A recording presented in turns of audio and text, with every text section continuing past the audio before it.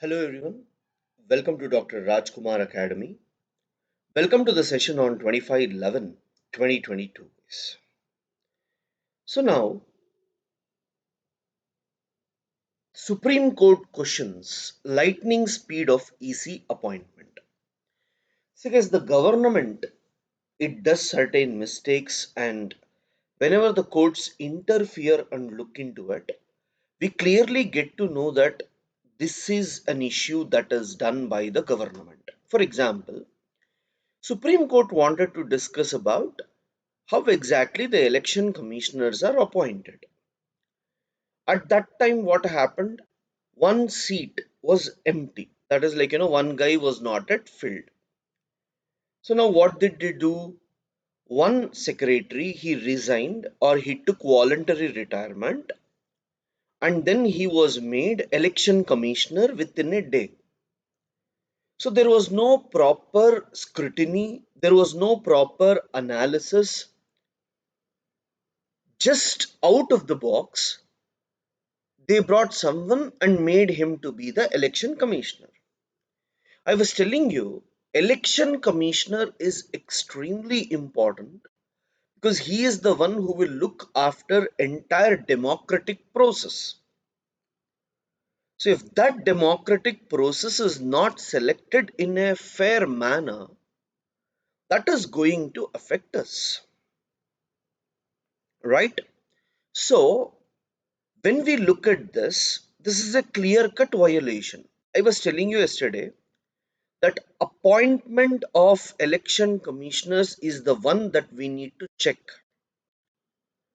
And here also, the court is trying to tell something which is not actually correct. See, the court is telling that the chief election commissioners must not be drawn from election commissioners, but they can be appointed separately.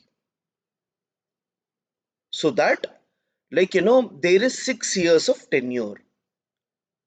And the court is arguing that this was what our forefathers while writing constitution has thought about it. But let me tell you people, here, yes, at the time of constitution there was only one CEC, but later we have modified it to make one CEC and two ECs. That means when something has been changed because it was not functioning in an effective manner, and if the parliament has done it by act, and now after 20-30 years someone rising that no, at that time, at the beginning of constitution, this was what they felt, so we should go back, doesn't make any sense. Moreover, rather than bringing someone directly and making CEC, if they are already part of election commission, and if they are election commissioners, they know how the system works, so it would be easy for them to handle. So I can't make someone to be CJI before becoming a judge, right? Because if I do that, he doesn't know how the system works. That's why even when these people try to take the judges and all, they say clearly that he should have 10 years of experience in court, 15 years of experience. Why? They understand how exactly the system works. Without that, it is not possible for us to look into the issues. Guys, this election commissioner issue will keep on going, but I just want you people to realize here that election commissioner question can be asked in both prelims and mains. From mains point of view, whatever is there, I'll try to give you notes over a period of time. But as of now, let's focus only on the prelims point of view. Domestic demand to offset effect of global downturn ministry. So guys, what exactly is this? Inflation initially was because of the products which used to come from outside, like petrol, diesel, and all.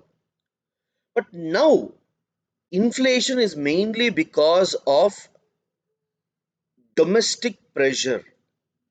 So, domestic pressure is one of the major problem for what we call as inflation.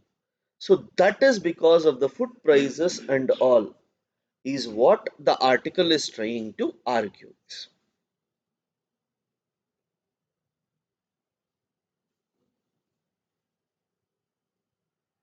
Fine. As studied today, also the number of articles are less.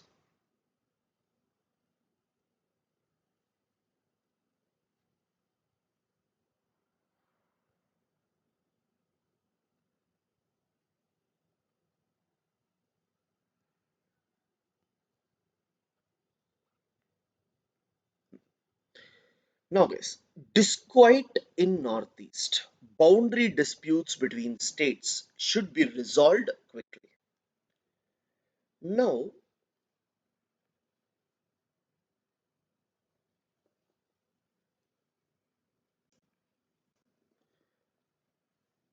when we look at Northeast India, guys, entire Northeast India was divided into Arunachal Pradesh and Assam. But in this entire region, we have ethnic groups and tribal groups present. Now, for example, if I take Meghalaya was carved out of Assam, including Garo, Khasi, Jaintia tribes. Nagaland was carved out, Manipur was carved out, Mizoram, Tripura, right? So, like this, from Assam, other states are being made. Now, when the other states are made, now here you have Nagas. Some Nagas are left here. Some Nagas are left here. Some Nagas are left here. Because of this, what is happening? The tribal communities are moving. They want this lands to be included, and that has led to ethnic clashes. So, boundary disputes or border disputes with Northeast India has increased, or within Northeast India has increased. Now, let me tell you the other way around, guys. After independence, several states were divided purely on the basis of language. For example, Karnataka, Andhra, Tamil Nadu, right? Odisha, Maharashtra, Kerala. So what happened? There is a border dispute between Karnataka and Maharashtra because the Belgaum district was not done accurately, is what both states claim. So now, when we go to Northeast India and when we are looking at Northeast India, here we are observing that there are certain issues. What are all the issues? You look here. Northeast India was not divided on the basis of language. It was divided on the basis of ethnicity, or it is divided on the basis of culture. And this can be considered to be second type of state reorganization in India. The first one is purely on the basis of language. The second one is in Northeast India on the basis of culture. And the third one is on the basis of development. For example, Chhattisgarh, Jharkhand, and all happened because of development. Fine. So, guys, these are all the problems that exist. Now, when you have based on culture, what is happening? So there is overlapping with Assam. So Assam has border problems with almost all the states, and the problem is associated with the way the states have been formed. But fortunately, in most of these states, the BJP is in power, and in the last 1 year itself, Home Minister Amit Shah has ensured, lot of disputes have been resolved. So hopefully, these problems will be removed in future as well. Ukraine, right wingers and the crisis of democracy. See, guys, basically, this article is not for India, but it is mostly about Sweden and other parts where, the left political parties are losing their significance. So, what needs to be done is what it is trying to argue, not required, guys. Now, opening stance India Australia trade pacts ratification is good, but staying competitive is critical. See, India and Australia has tried to sign economic cooperation and trade agreement, which I explained it already. Now, I just want political science optional students to think about it. There is a concept called as constructivism. Constructivism says that an issue in international relations is perceived on the way you look at those countries. What is the meaning of this? You see, Australia has signed a free trade agreement with China. Australia has signed a free trade agreement with India. With India, it calls it as an opportunity. India is a country to look for. We can trust India. But when it comes to China, they say it is weaponization of trade. It is very dangerous. We can't trust China. So you can see that same agreement is seen differently by the same country because their perception of China is bad and their perception about India is good. So, international relations is not on the basis of what we call as, what exactly occurs, but it is all about how exactly you look at it. So, what you look at it is more important than what exactly is present. So, this is for those optional people. And guys, if you people need any support in PSIR optional and all, you can always contact me. A word of advice on OTT and the draft telecommunication bill not required. Yeah. Can poor countries afford to go green? Because this is just their analysis, no evidences or no factual data being provided, not required. US remark comparing Modi to Saudi PM was unnecessary, says India. See, again, we have a concept called as hegemony.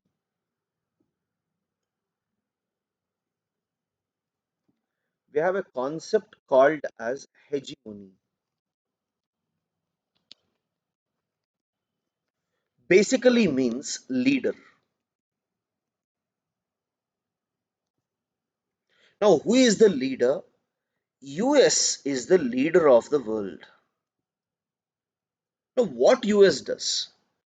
US tries to, right? I'll just tell you. What is US trying to do? US is trying to be the leader by making rules,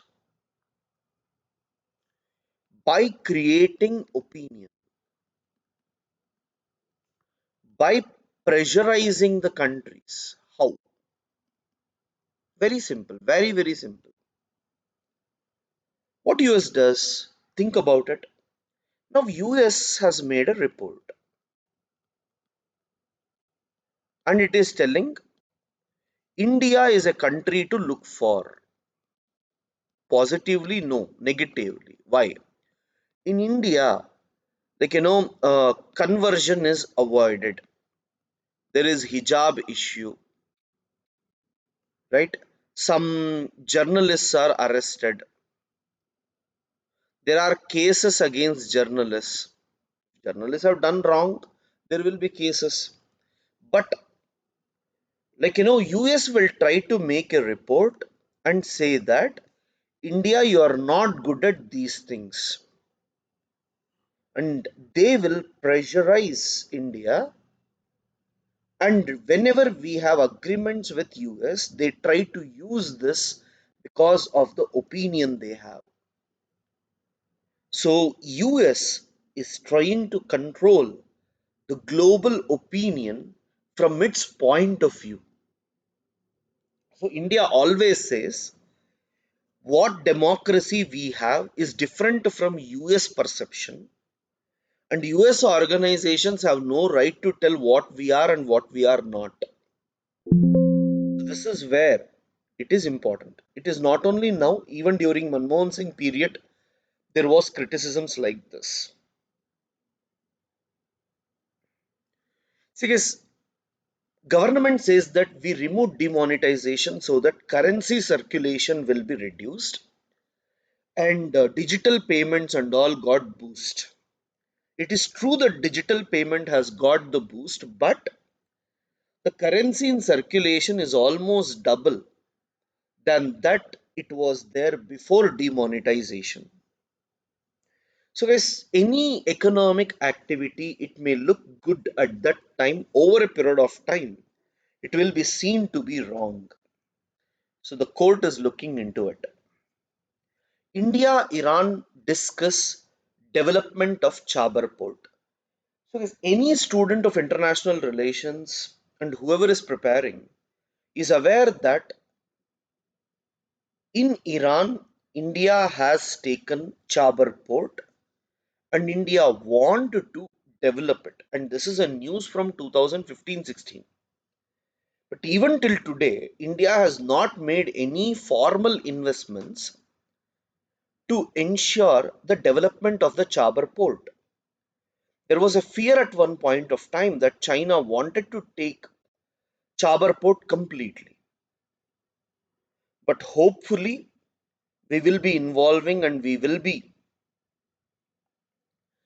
developing the Chabahar port, and India is skeptic and India is waiting mainly because there are sanctions against Iran. So we need to purchase oil also, and we also need to go for Chabahar port investments, which may make US to feel bad. So this is what we need to wait and look at.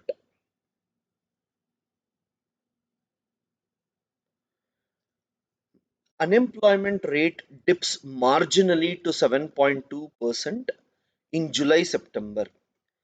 Yes, India is a demographic dividend country where youth population is extremely high. Correct?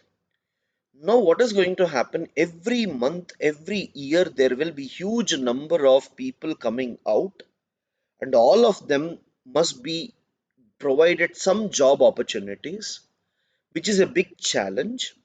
But still, the skill development and the market demand, the government needs to work effectively and ensure that the laborers are given fair jobs. This is what the article tries to argue. Now, millets in the mainstream. How Odisha's Kutiakonda tribe rediscovered a pellet for the poor man's food. See, most of the tribal communities, especially those who are present in what we call as dry regions and all, normally go for what we call as millets, ragi, jowar, bajra, and all.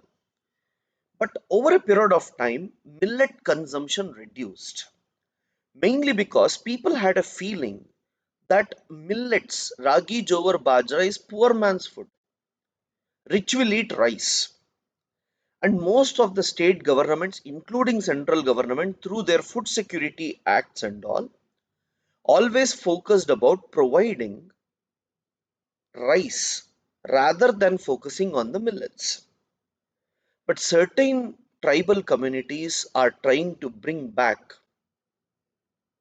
the millets, like villages especially, they want to bring back finger millet, red millet, black millet, sorghum, pearl millet. So this is actually done with the help of what we call as Nirman, an NGO. And this NGO, what it is trying to do, it is trying to develop that awareness in the tribal community that for your culture, these millets are very, very important. And please go back to that and produce it so that it will be extremely helpful for health as well. And fortunately, the tribal communities have accepted and they are doing it, which is really a good thing. So, guys, I just want you to write a case study about Kutia Kond in Odisha, where NGOs, and NGOs and tribal communities have worked together for revival of millets.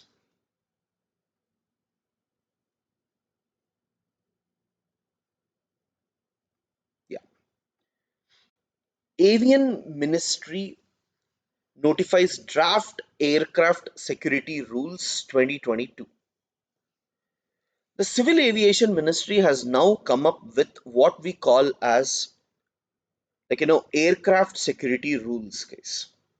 Now, according to the aircraft security rules, what is it that we are all interested in? If I look at it, security basis, there will be certain mistakes done. For example, taking off, landing, improper signals, improper communication. Now, the Bureau of Civil Aviation Security can impose penalties up to 1 crore if you are violating it, which is a clear cut indication that we are all more cautioned about this specific activity. Fine, guys. So don't get into these technical rules and all, guys. See, government will be proposing many things. Yes, it's important, but not everything is important from exam point of view. So we need to be cautious in that. In China, the cases are increasing like anything, guys, and they're all worried about these increasing cases. See, guys, in budget, exporters are asking, please give us some tax benefits, please give us some what do you call as concessions if we are selling in any markets, and also ensure that raw materials whichever they try to import will be having less taxes so that their products would become cheaper and competitive. Exporters are seeking help from the government on these areas. So there's nothing much to write today, but some articles were interesting. Thank you guys. We'll meet tomorrow. And there's just one last thing. If at all you're interested to take up REAP analysis, you can still take, because the topics which we are trying to deal are very simple. So that initially you can revise and write your exams to understand how well MCQs work. Fine. Thank you.